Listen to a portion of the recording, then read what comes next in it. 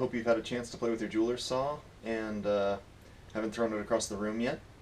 We're going to do a quick review of what we've done so far with the jeweler's saw, and then we're going to pick up where we left off with scribing with a razor and chalking some lines and doing a little piercing work. Alright everyone, this is the piece we were talking about in class the other day. I would strongly recommend, before you even start on your cutting out shapes, you do some practice. Do some really straight lines, do some smooth curves, do some sharp zigzags, and in every one of those lines I would recommend you sort of learn to run the saw in place without making any forward motion and practice that turnaround. I'm hoping this comes through pretty clearly on the GoPro.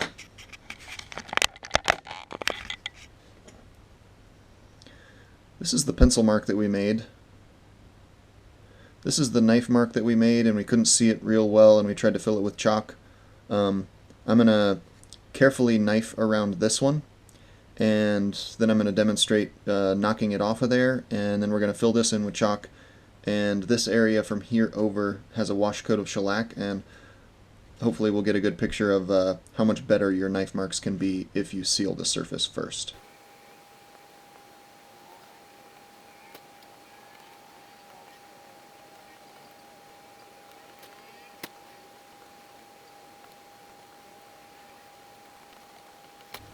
So things that I'm keeping in mind here as I scribe around this.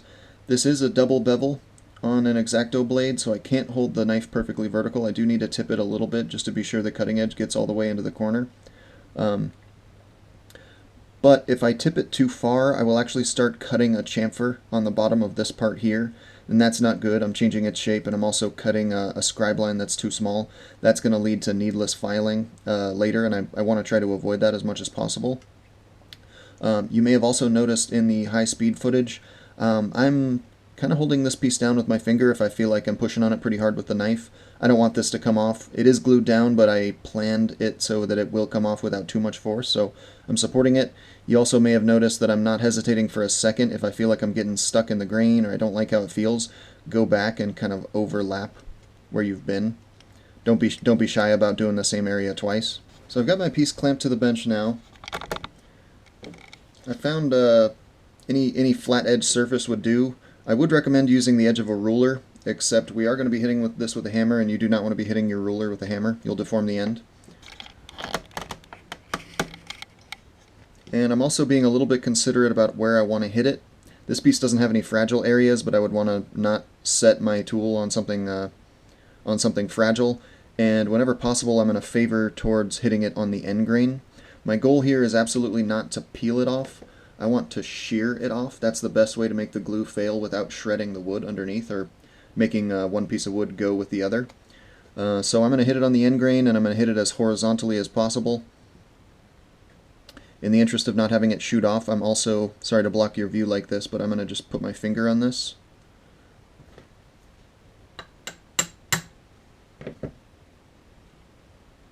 That was pretty much ideal.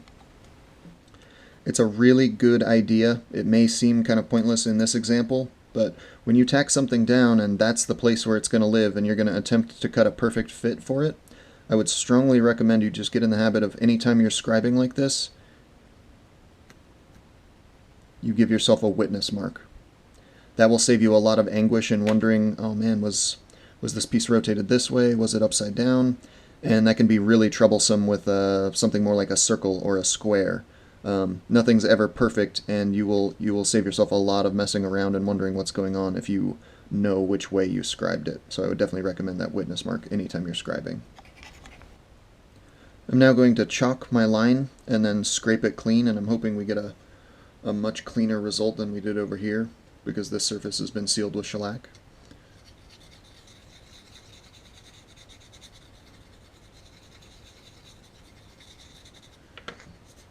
Rubbing that in with your finger. It's already looking way better. It's going to be awesome once we scrape it. Little razor blade scraper.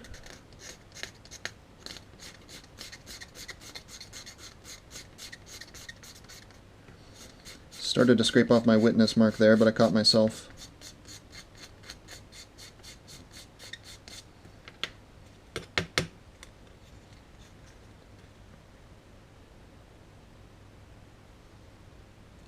Obviously much easier to see. Alright, so we're about to do the deed and do some piercing work. What it really boils down to is just drilling a hole in that waist area, and we're going to cut that out with the jeweler saw to make room for our part to go in there. So any drill size that you feel like you can definitely fit inside the lines without crossing them is going to be fine. Larger drills, duller drills are going to be more likely to split the wood, particularly if you're trying to maximize your material and you're right next to the edge, so watch out for that. I prefer a pretty tiny drill, and I'm not going to be a hero and try and drill right next to the line or anything like that. I'm going to drill right into the safest area. This is about an 1/8 inch drill, and any bigger than that and I would start to get a little bit concerned about risk of just splitting this piece down the middle. Cool little toy I just got. This is a little adapter. So this thing is a little chuck. It has an 1/8 inch shank, so it can go into, I don't think you'd run it in a Dremel, but it fits in a drill just fine, and it goes down to preposterously small drill bits. In any case, whether I'm using an 1/8 inch drill or a little tiny drill, just maybe twice the size of the jeweler's saw blade, do not push very hard. If I push really hard, I'll break this drill bit. If I push really hard with this drill bit, I'll split the piece in half. And you also want to drill into support. So this is going to increase the chances that I'm going to split the piece. So I will oftentimes just use the underside of my bird's mouth. It's handy. I don't mind if it gets holes in it. So not even remotely the weight of the drill. I'm just barely kind of sitting on there.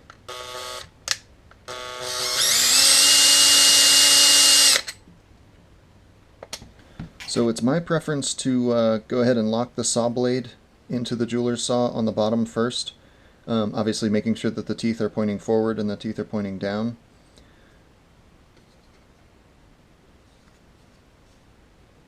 And we just have to thread the needle here.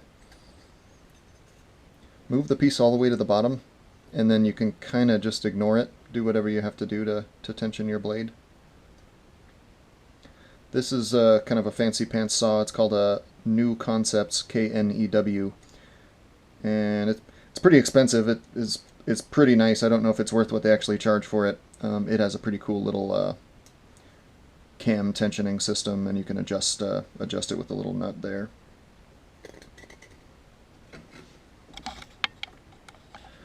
So things get a little bit interesting now. Now the waist is on the inside, and the keeper material is on the outside, and as such, since I'm right-handed, my head is over here to the left.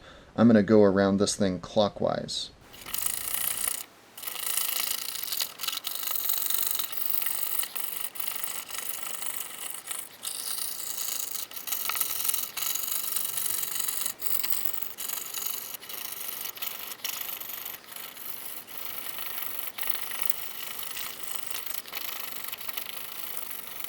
Alright, so that went pretty well. I did take my sweet time in doing that, and I was keeping my kind of usual 3 mantras in mind. I was being very gentle, almost no forward pressure, letting the saw do the work. I was trying to remember to take full strokes, take advantage of all those teeth that I paid for, and I was keeping an eye on keeping my saw blade vertical. I think I did, we'll see in the video, I think I did a decent job of keeping my saw frame in line with my wrist, in line with the bird's mouth, and kind of having my dominant hand become a machine.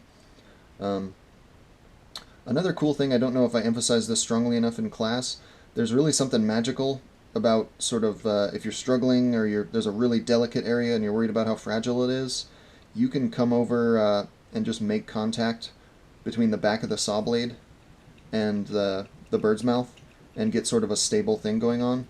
So I've got a little tiny nub here where my cut met itself, where the saw blade just kind of jumped out. I was very gentle there at the end, but I still got a little bit of a nub. I can totally sort of use the saw as a file, get it riding on the bird's mouth, and then bring my piece over to it, and I can take that little nub out. If there's any place where I came away from the line on the inside, I can kind of go and pre-clean it up with the saw. And I just want to emphasize one more time, finesse is where good results with the jeweler saw are had. It's faster, it's more rewarding, it's more accurate, your blades last longer. So it's never a matter of like, oh man, that didn't go well, I need to try harder.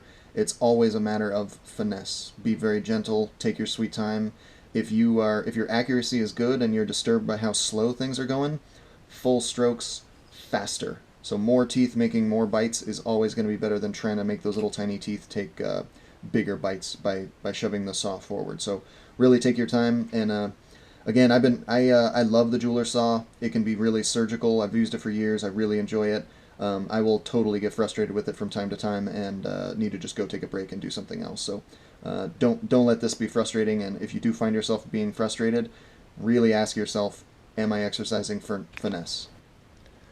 So this is right off the saw. I'm coming in to kind of investigate my fit. It does not go in yet, and that's a good sign. It's very close. Before we talk about filing, you want to kind of put your thinking cap on and form a strategy before you break out the file. Oftentimes there's an advantageous decision to be made on where you file, and do I file this hole bigger? Do I file this piece smaller? So oftentimes I'll come around and I'll kind of push it down on one side. I don't know if this is going to come through on the camera, but I have a little detail,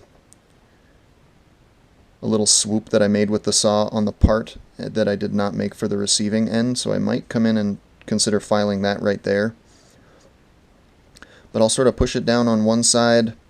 Obviously you don't want to file anywhere where there's a gap. That may seem obvious, but I think it merits saying. I will oftentimes look for two gaps with a point of contact in between them. And so I might consider filing like right there. There's a little bit, there's contact here and there's a slight gap on either side of it. But I'll sort of push down one side and make that call. Lift the piece up, kind of get it situated on the other side. See if I see any like really big gaps right next to a point of contact. That point of contact is what I want to file. And then I'll make the decision on which piece I'm going to file. If this was nickel silver and this was wood, I would probably opt to file the wood just because it's going to go faster if that doesn't mess with the design. But you want to think carefully before you break out the file. Oftentimes it's tempting to come in and you file and you make things much worse. On that note, it can also be really tempting, you know, because we're all kind of perfectionists in our own way.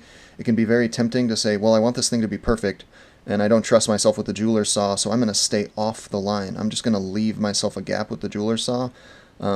I would say that's a very bad habit to get into. That's why I assigned you 30 of these to do. Professionals in inlay do not aim to leave themselves anything to file. They try to finish everything directly off the saw.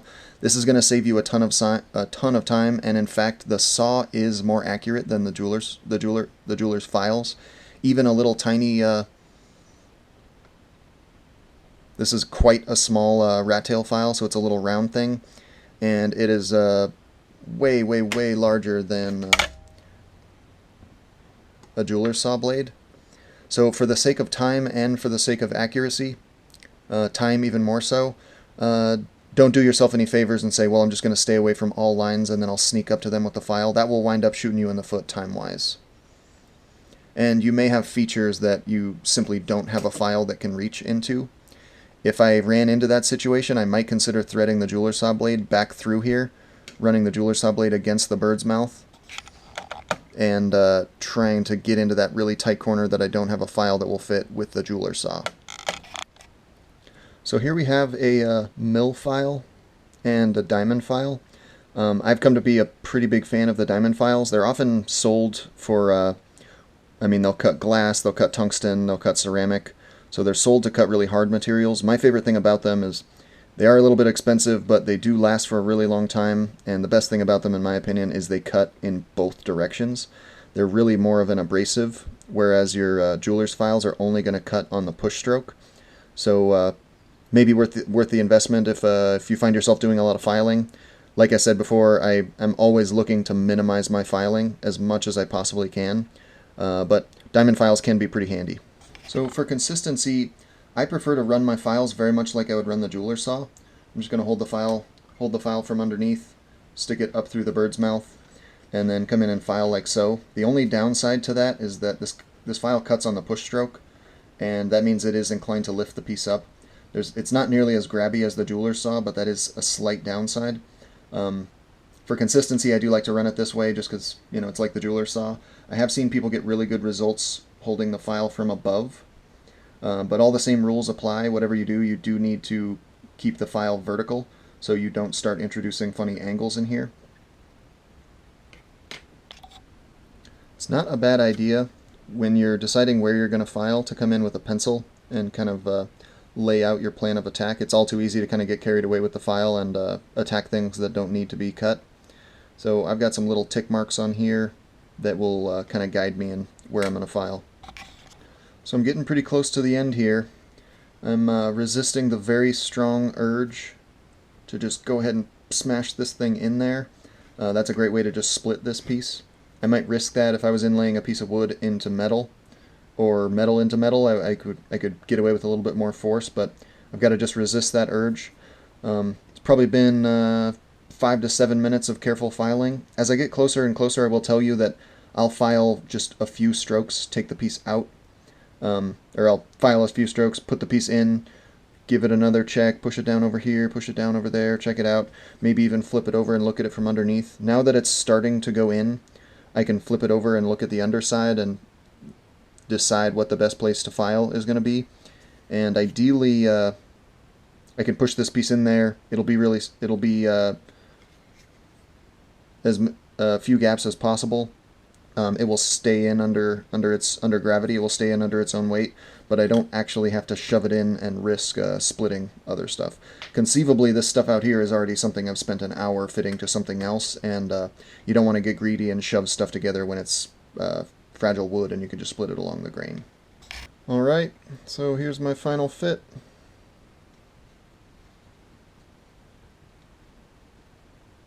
Just kidding. That's the place that I sawed it out from.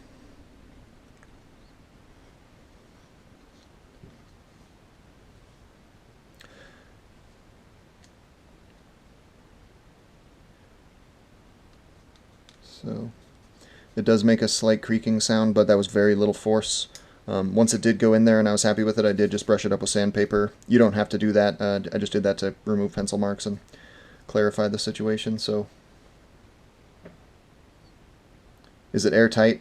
Absolutely not. Is it decent? Totally. Will your first one look like this? I'd be really impressed if it does. Do not sweat it if the gaps are much bigger. Don't sweat it if you have to use tape to hold them together. In fact, I'm gonna tape this down just to keep it together until next class. The goal is always kind of improvement. I think I got a little bit aggressive in my filing right here, and I think I tore out a little piece.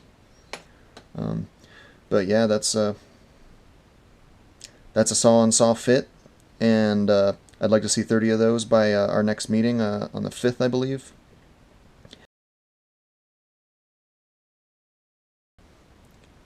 And I just want to emphasize that you should do tiny ones, you should do slightly larger ones, you should do pointy-edged ones, you should do smooth ones. I would challenge you to do some really small ones also, maybe ones that even call for tweezers. And ultimately, you know, if it doesn't fit, if it's gappy, tape it in. That counts as one, and you know, try to improve as you go along. And so that satisfies one of the 30. Here's another example of this area here is sealed with shellac, knife mark followed by chalk. In fact, I didn't even scrape this, I just rubbed it with my finger, and that's going to be pretty easy to follow. This one was rubbed with my finger and scraped, and you know, it's workable, but it's just it's way less good. This is Chechen. It's not nearly as porous as ash, but it's still wound up kind of lousy, and I would way rather work with that. And it's handy if you remember that beforehand, or if you've done some practice with a new material and you have a sense for yeah, this definitely needs to be shellacked to get a good sharp cut line like that. Alright, I hope everyone enjoyed that. Please let me know if you have any questions, concerns, if you'd like me to expound on anything in there. And yeah, till next time.